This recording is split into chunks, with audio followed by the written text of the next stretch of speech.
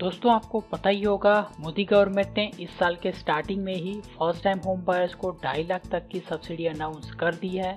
लेकिन क्या आप ये जानते हैं कि कैसे आप ये सब्सिडी ले सकते हैं? क्या कुछ कंडीशंस हैं, क्या कुछ एलिजिबिलिटी क्राइटेरियाज हैं इस सब्सिडी को लेने के लिए, या फिर आप जो घर ले रहे हो वो घर इस सब्सिडी के लिए एलिजिबल है या नहीं है?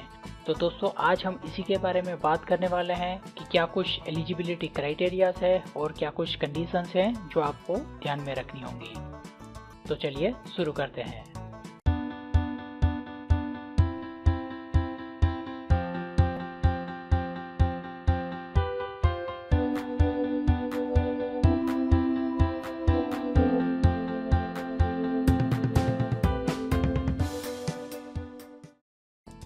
दोस्तों आपको पता ही होगा कि जो फर्स्ट टाइम होम बायर्स है उनको अब से उनकी होम लोन पे सब्सिडी मिलना चालू हो गई है। और दोस्तों आपको ये पता नहीं है तो हमने अपनी पिछली वीडियो में पूरी डिटेल्स के साथ ये एक्सप्लेन किया है कि कितनी सब्सिडी आपको मिल सकती है। और अगर आपने वो वीडियो अभी तक नहीं देखी है तो प्लीज़ वो वीडियो देख लीजिए, जिसकी लिंक डिस्क्रिप्शन में अवेलेबल है। दोस्तों आपको ये तो पता चल ही गया है कि आपको सब्सिडी मिल सकती है, लेकिन यहाँ पर क्वेश्चन ये है कि कैसे आप ये सब्सिडी ले सकते हो, यानी आप इस सब्सिडी के लिए एलिजिबल है या नहीं है, और क्या कुछ कंडीशंस हैं जो इस सब्सिडी को अवेल करने के लिए आपको ध्यान में रखनी होगी। तो दोस्तों पहले हम ये समझ लेते हैं कि क्या कुछ एलिजिबिलिटी क्राइटेरियाज है। दोस्तों जो सबसे पहले क्राइटेरिया की बात करें तो वो है कि आप फर्स्ट टाइम होम बायर होने चाहिए। फर्स्ट टाइम होम बायर यानी आपके पास या फिर आपकी फैमिली के पास खुद का घर नहीं होना चाहिए। फैमिली की बात करें तो अगर आपकी शादी हो गई है तो आप, आपकी वाइफ या फिर आपके बच्चों के नाम कोई रेसिडेंशियल प्रॉपर्टी नहीं होनी चाहिए। और अगर आपकी शादी नहीं हुई है तो आपके मम्मी पापा के नाम भी कोई घर नहीं होना चाहिए। ये पहला क्राइटेरिया है इस सब्सिडी को अवेल करने के लिए। दोस्तों अगले क्राइटेरिया की बात करें तो आप जो घर खरीद रहे हो वो घर अफोर्डेबल हाउसिंग के नॉर्म्स पे ही बना होना चाहिए, यानी आपके घर की जो साइज है वो 60 स्क्वायर मीटर कारपेट एरिया तक या फिर उससे कम होनी चाहिए। दोस्तों 60 स्क्वायर मीटर कारपेट एरिया यानी उसे हम सुपर बिल्डअप एरिया में कन्वर्ट करें तो lump sum 1100 square feet super built up area तक का ही घर होना चाहिए, उससे ज्यादा साइज का घर नहीं होना चाहिए।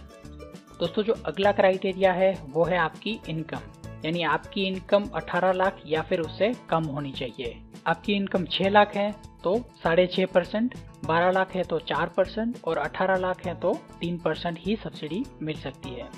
तो दोस्तों ये 3 मेन क्राइटेरियाज हैं अगर आप प्लान कर रहे हो होम लोन सब्सिडी लेने के लिए।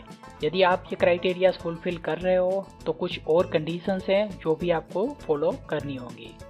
और उन कंडीशंस की बात करें तो दोस्तों जो पहली कंडीशन है वो है अगर आप 4 मेट्रो सिटीज में से कोई एक मेट्रो सिटीज में रहते हो, जैसे कि मुंबई, दिल्ली, चेन्नई और कलकत्ता। यदि आप इन चारों सिटीज में से कोई एक सिटी में रहते हो तो आप जो घर खरीद रहे हो उनकी size 30 square metre carpet area तक ही होनी चाहिए, यानी आपका घर 550 से 600 square feet super built up area तक का ही होना चाहिए, उससे ज़्यादा की साइज का घर नहीं होना चाहिए। दोस्तों जो दूसरी कंडीशंस है वो है आप जो घर खरीद रहे हो वो प्रोजेक्ट के डेवलपर अफोर्डेबल हाउसिंग के सारे नॉर्म्स को फॉलो कर रहे होने चाहिए, यानी आपका जो प्रोजेक्ट है उसमें डेवलपर ने 35% घर इकोनॉमिकल वीकर सेक्शन के लिए बनाए होने चाहिए और उस प्रोजेक्ट में सारी बेसिक एम्यूनिटीज भी होनी चाहिए।